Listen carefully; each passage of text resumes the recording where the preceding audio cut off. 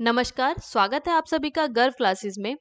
पिछली वीडियो में हमने बात किया था 16/19 का जो प्रीवियस ईयर का पेपर था उसके पार्ट बी के क्वेश्चन नंबर फर्स्ट टू 10 तक। आज हम बात करेंगे 11 से लेकर 20 तक के क्वेश्चन। तो आपको अगर किसी भी क्वेश्चन में कोई प्रॉब्लम आती है तो आप मुझे कमेंट बॉक्स में कमेंट कर सकते हैं।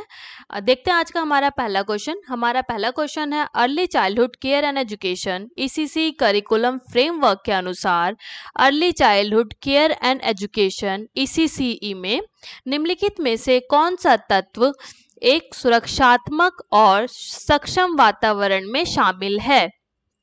कौन सा इसमें एलिमेंट है जो एक प्रोटेक्टिव एनवायरनमेंट में शामिल जिसको हम कर सकते हैं?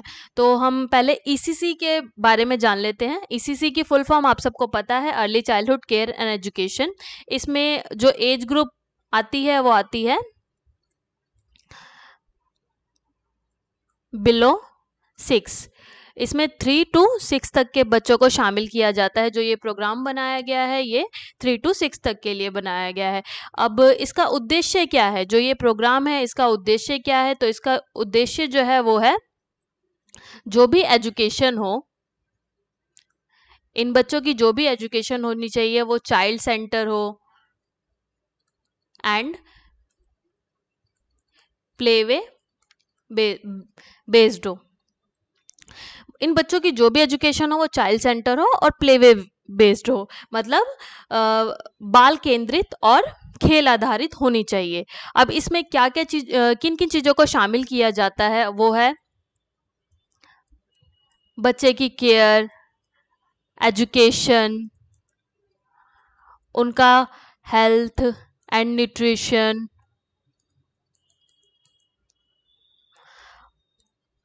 बच्चे की बेसिक लर्निंग, इन सबको इसमें शामिल किया जाता है। तो अब हम वापस आते हैं अपने क्वेश्चन की तरफ। क्वेश्चन में ये पूछ रहा है कि निम्नलिखित में से कौन सा तत्व एक सुरक्षात्मक और सक्षम वातावरण में शामिल है? अब इसमें देखते हैं देखभाल। जी केयर तो बिल्कुल शामिल होता है, क्योंकि जैसा कि नाम से ही आपको प्रतीत हो रहा है कि early childhood care and education, तो केयर तो इसमें आ ही रहा है, तो केयर को इसमें रखेंगे। सेकंड है हमारा स्वास्थ्य। इसके ऑब्जेक्ट्स में स्वास्थ्य भी आता है, मैंने आपको बताया था। हेल्थ एंड न्यूट्रिशन भी इसका उद्देश्य होता है कि जो बच्चे हैं 3 से 6 साल तक के बच्चे, उनकी हेल्थ, उनको प्रॉपर उनको न्यूट्रिशन मिले, उनकी हेल्थ जो है वो प्रॉपर हो।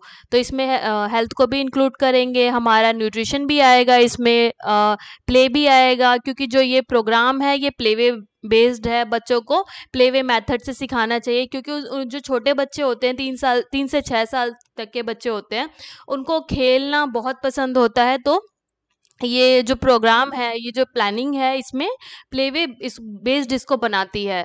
इसमें इसका मेन फोकस ये होता है कि जो बच्चे की लर्निंग हो, ऑल ओवर डेवलपमेंट हो, वो प्लेवे बेस्ड मेथड से करवाई जाए। नेक्स्ट आता है बीमा। हमने अभी पूरा पढ़ा ईसीसी के बारे में, इसमें बीमा को इंक्लूड नहीं किया गया, तो बीमा नहीं आएगा। नेक्स्ट है हमारा प्रारंभिक शिक्षा, अर्ली लर्निंग। तो जी अर्ली लर्निंग को भी इसमें शामिल किया जाता है, क्योंकि जो भी ये प्लानिंग है, जो भी ये प्रोग्राम है ईसीसी, ये छोटे बच्चों के लिए ही है। तो अब हम देख लेते हैं कि ऑप्शन हमारे पास क्या क्या है। अब इसमें से पहले तो ये देख लो कि फिफ्थ ऑप्शन जहाँ पर आएगा उसको तो पहले ही कट कर देना। जी यहाँ पर फिफ्थ है तो ये नहीं होगा, ये भी नहीं होगा। अब सी और डी बचते हैं। तो अब हमारे पास जो है first, second, third, fourth, six, लेकिन इसमें जो है सेकंड और सिक्स नहीं है, तो हमारा ये भी नहीं होगा। तो इसका आंसर डी होगा। देखते हैं हमारा नेक्स्ट क्वेश्चन। नेक्स्ट क्वेश्चन है हमारा, यूनिसेफ के अनुसार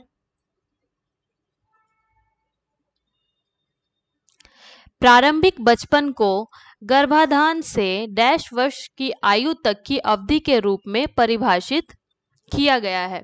अब हम यूनिसेफ के बारे में जान लेते हैं। फर्स्ट, यूनिसेफ की फुल फॉर्म क्या होती है? यूनिसेफ की फुल फॉर्म है the United Nations International Children's Emergency Fund. अब ये बना कब था? ये बना था 1946 में, और इसका जो हेड ऑफिस है वो है न्यूयॉर्क में, और ये काम करता है 0 to 8 ईयर तक के बच्चों के लिए। अब ज़ीरो, इसमें ज़ीरो का मतलब है जब बच्चे माँ के गर्भ में होते हैं, तो ये जो काम करता है 0 से 8 साल तक के बच्चों के लिए करता है। इसका इसका ये मेनली बच्चों की हेल्थ, न्यूट्रिशन, उनकी वैक्सीनेशन के लिए काम करता है। जो इसका जो फंड होता है वो गवर्नमेंट और जो भी इसमें डोनेट करना चाहे वो इसमें फंड मतलब डोनेशन वो दे सकते हैं। तो ये प्रॉपरली जो है उनकी डोनेशन पर ही निर्भर रहता है, और मेन फोकस इसका बच्चों के काम में है वो है उनकी हेल्थ एंड न्यूट्रिशन,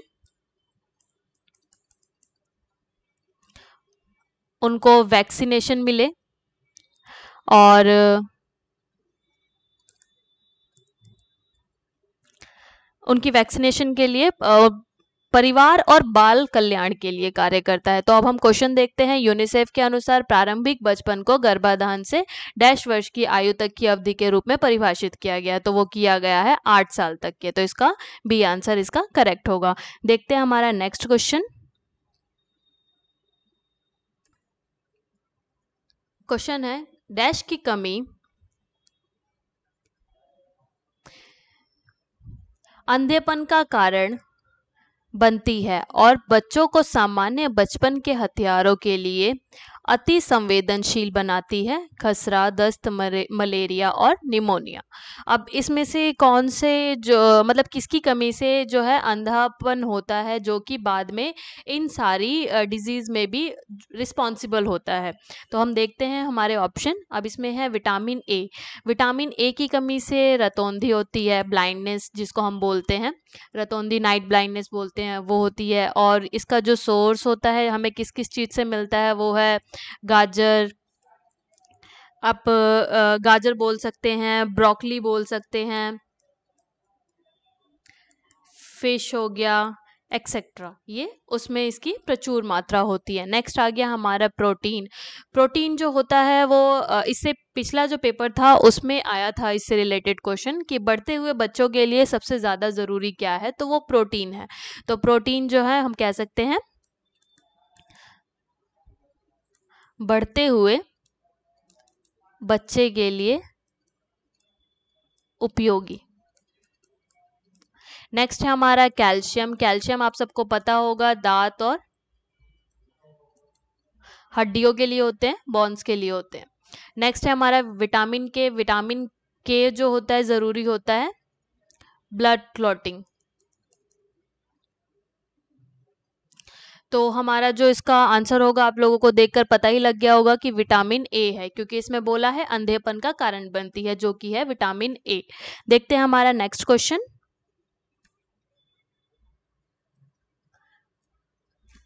बच्चे की देखभाल और शिक्षा कार्यक्रम ये मानता है कि बच्चे खेल के माध्यम से सबसे अच्छा सीखते हैं। और अब ईसीसी में जो छोटे बच्चे हैं, हमने जब ये कोर्स किया था तो हम सबको बताया जाता है कि सबसे पहले बच्चे प्लेवे मेथड उनके लिए बहुत ज़रूरी होता है, और सेकंड इम्पॉर्टेंट चीज़ होती है लर्निंग बाय डूइंग। ये तो मतलब रटवा देते हैं इस चीज़ को कि बच्चे के लिए जो है एक प्लेवे मेथड होना चाहिए, लर्निंग बाय डूइंग होना चाहिए, जिससे कि उनकी ऑल ओवर डेवलपमेंट होती है। तो ये तो आप पढ़ते ही आ रहे हैं, तो इसको आप सबको इसका आंसर पता ही होगा। इसको मुझे नहीं लगता कि एक्सप्लेन करने की ज़रूरत है। अगर फिर भी आपको ज़रूरत पड़ती है तो आप मुझे कमेंट बॉक्स में कमेंट करें, मैं नेक्स्ट वीडियो में इस क्वेश्चन को ज़रूर एक्सप्लेन करूंगी। देखते हैं हमारा नेक्स्ट क्वेश्चन।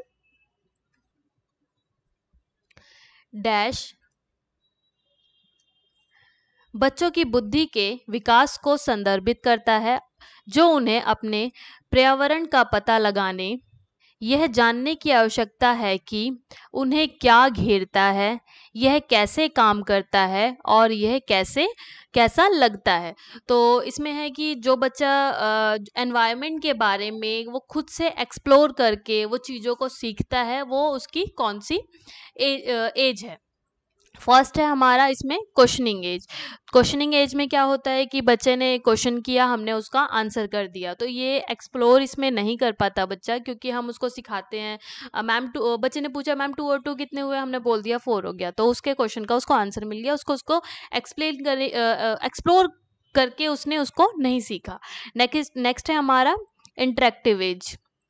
इंटरेक्टिव एज में क्या होता है कि इसको हिंदी में बोलते हैं आत्मसात कर लेना। आत्मसात कर लेना, हमने जैसा बच्चे को बताया, बच्चे ने उसको बिना किसी चेंजेस के उसको उसी तरीके से सीख लिया। जैसे मैं इसका एग्जांपल दूंगी कि हम बच्चे को बोलते हैं कि पूछे भारत कब आजाद हुआ, तो हमने उसको बताया कि 1946 में जो 1940 सॉरी 1947 में भारत आज़ाद हुआ, तो बच्चे जो है उसको वो ऐसे ही याद कर लेंगे, उसको वो एक्सप्लोर नहीं करेंगे। थर्ड है हमारा एक्सपेरिमेंटल मेथड, एक्सपेरिमेंटल एज। अब इस एज में ये मैं ये कहूँगी कि ये जो है एडोलसेंस में यूज होता है, बड़े बच्चों के लिए है, क्योंकि वो प्रैक्टिकल रूम में जाके किसी चीज को वो प्रैक्टिकली प्रूव करते हैं, तो ये बड़े बच्चों के लिए है, तो ये यहाँ पर ये भी आंसर इसका नहीं होगा। नेक्स्ट है हमारा खोजपूर्ण आयु। अब इसमें क्या है, ये आपको नाम से ही पता लग रहा है कि खोजपूर्ण कर रहा है, मतलब बच्चा जो है किसी चीज को एक्सप्लोर कर रहा है। अब इसमें एनवायरनमेंट के बारे में बच्चे जो है खुद से सीखते हैं, जैसे जो मौसम चेंज होते हैं, पतझड़ का मौसम आया, पत्ते गिरे, उन्होंने उस चीज को देखा, उन्होंने उस चीज को खुद से एक्सप्लोर किया। अगर हम बच्चे को बीज का अंकुरण सिखाते हैं, तो हमने बच्चे को हमने बोला कि आप ये चने लीजिए, उसको भिगोइए, उसको कपड़े में बांधिए, तो वो सारी चीजें जो है डे बाय डे उसको नोटिस करेंगे, तो वो उस चीज को एक्सप्लोर करके सीख। नेक्स्ट क्वेश्चन है, किस आयु वर्ग के बच्चों को अन्वेषण और अकेले तथा अन्य बच्चों के साथ खेलने के अवसरों की आवश्यकता होती है? हमारे ऑप्शन देखते हैं। अब मैंने आपको लास्ट वीडियो में भी बोला था कि जो हम पेपर करते हैं उसको एलिमिनेशन प्रोसेस पे कीजिएगा, तो आपको बहुत बेनिफिट आपके लिए रहेगा। तो अगर इस क्वेश्चन को हम एलिमिनेट करके देखते हैं कि कौन से ऑप्शन हमारे नहीं हो सकते। फर्स्ट हम इसमें से सी को हटाएंगे, बर्थ टू 3rd मंथ, क्योंकि 3 महीने का जो बच्चा होता है वो अभी प्रॉपर खेलना नहीं सीखता है। नेक्स्ट है हमारा 4 मंथ टू 6 मंथ। इसमें 6 मंथ के बाद बच्चे जो है टॉयज से, सारी चीज़ों से वो खेलना स्टार्ट करते हैं, लेकिन वो किसी दूसरे बच्चे के साथ नहीं खेलते, तो ये भी हमारा नहीं होगा। नेक्स्ट हम कट करेंगे 7 मंथ टू 1st ईयर। इसमें भी बच्चा जो है अकेले थोड़ा बहुत खेलना स्टार्ट करता है, वो दूसरे बच्चों के साथ बहुत कम ही खेलता है, और खेलता भी है तो वो चीज़ों को एक्सप्लोर करना अभी अब मतलब नहीं स्टार्ट करता सीखना।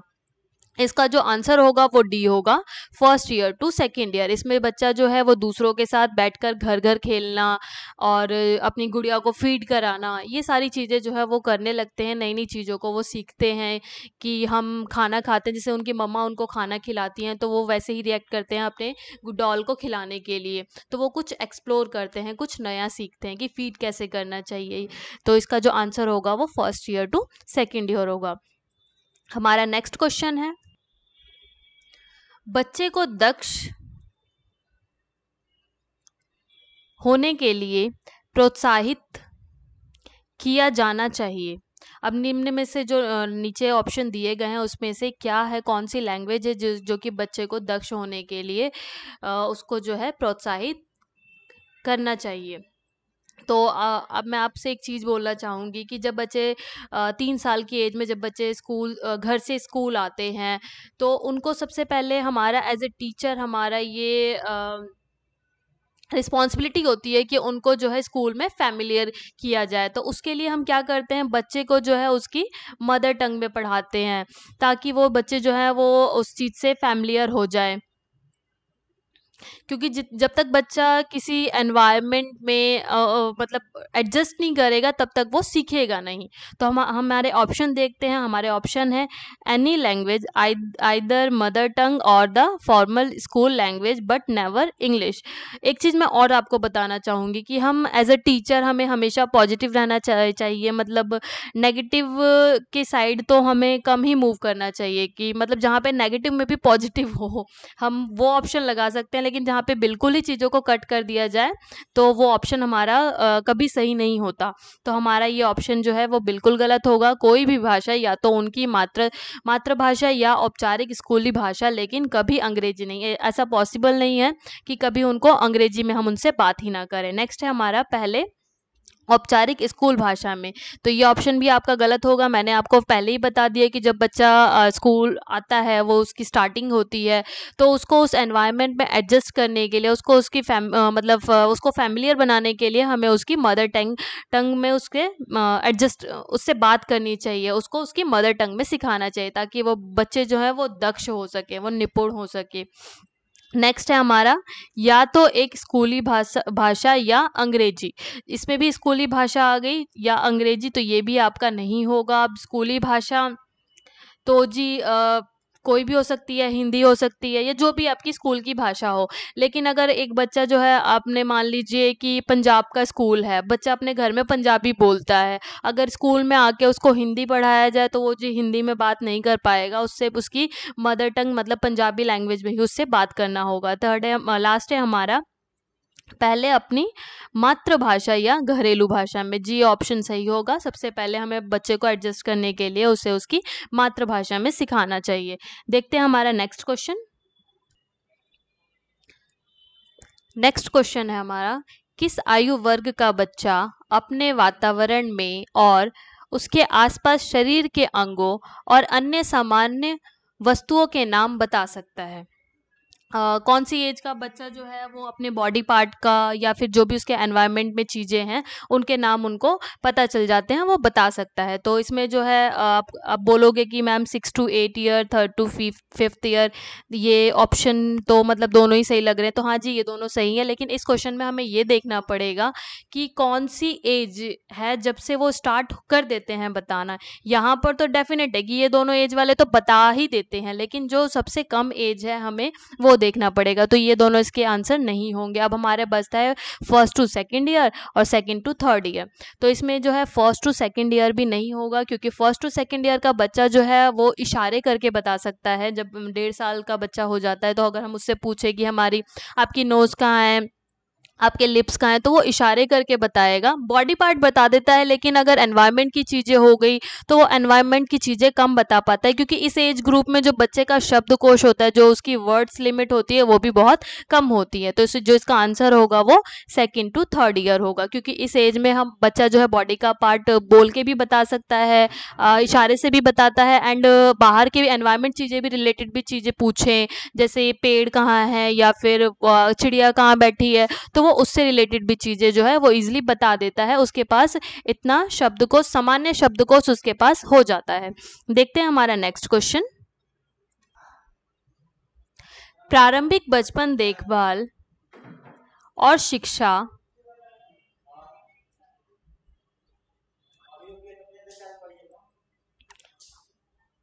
ईसीसीई के लिए नोडल विभाग कौन सा मंत्रालय है? ईसीसी के लिए अब हमें मंत्रालय बताना है, तो इसका मंत्रालय है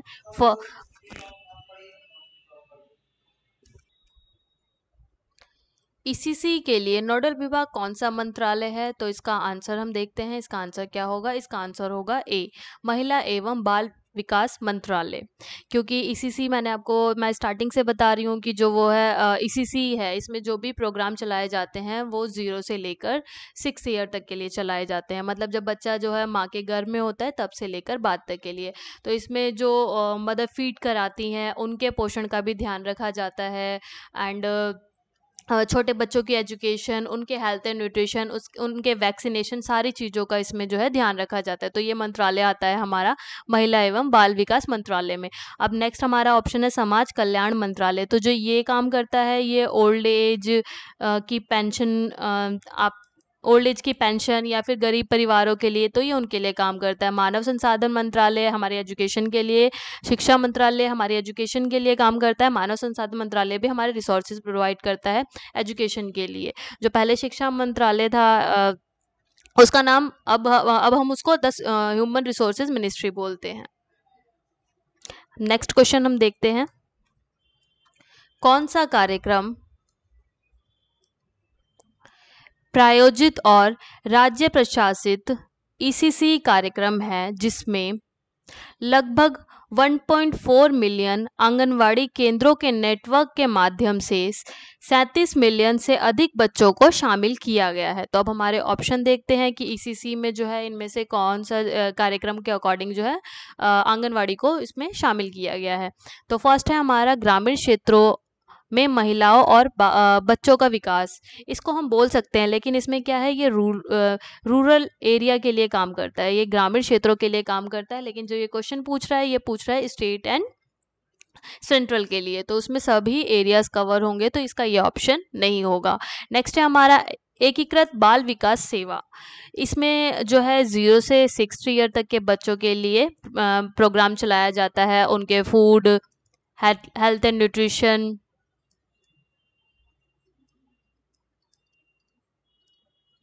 एंड वही मदर फीड एंड जो मदर फीड करा रही हैं उनके लिए फूड सप्लाई, तो उनसे रिलेटेड जो है इसमें कार्यक्रम चलाया जाता है। नेक्स्ट है हमारा सर्व शिक्षा अभियान।